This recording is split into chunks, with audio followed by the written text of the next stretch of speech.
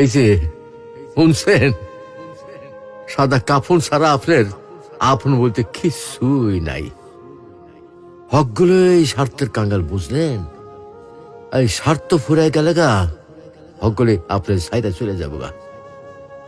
আর যখন হকগুলি আপনার সাইডে যাইব, তখন দেখবেন আপনার এই সাদা কাফনই একমাত্র আপন হয়ে থাকবো।